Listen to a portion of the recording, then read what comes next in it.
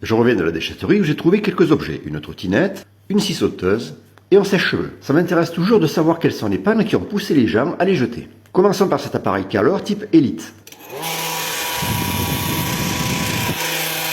Je comprends mieux, on va voir si c'est réparable et surtout comment il est constitué. Mais, premier problème, comment il se démonte, et là ça a l'air un peu plus compliqué que d'habitude. Il y a toujours le risque de casser le carter plastique quand on fait ça. On a surtout l'impression que le fabricant fait tout pour qu'on ne touche à rien et qu'on en achète un nouveau. Absolument rien sur le net, mais j'ai peut-être trouvé la solution. La première coque, c'est bon.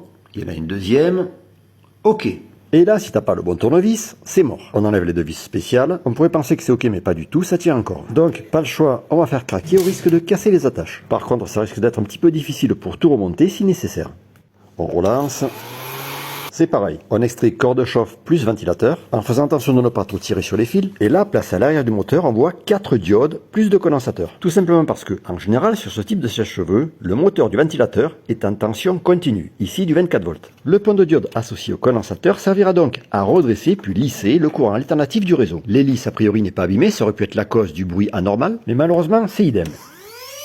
Donc tu l'as compris, c'est mort. Mais voyons tout de même pourquoi et comment ça marche. Juste pour faire un dernier test, je vais l'alimenter directement avec une alimentation courant continu, donc sans passer par le pont de diode. Pour sa taille, c'est un moteur qui est assez puissant. Les vitesses standards pour ce type d'application, c'est entre 10 et 20 000 tours minute, ce qui est déjà beaucoup. Et ça explique aussi pourquoi il s'use assez vite. À chaque extrémité, on a des paliers en laiton, au lieu de roulement pour des moteurs plus gros, un rotor bobiné et un stator constitué d'aimants. Le collecteur est usé, on sent des rainures en passant l'ongle. On retrouve ces mêmes rainures sur les balais en carbone. C'est l'usure à la fois des paliers des charbon du collecteur qui explique ce bruit anormal. Maintenant, passons au corps de chauffe. On a un thermofusible en cas de défaillance du thermostat, une diode qui ne laisse passer qu'une alternance sur deux, ce qui permet de limiter la puissance de chauffe en fonction de la position du sélecteur. Au centre, le thermostat dont on parlait précédemment.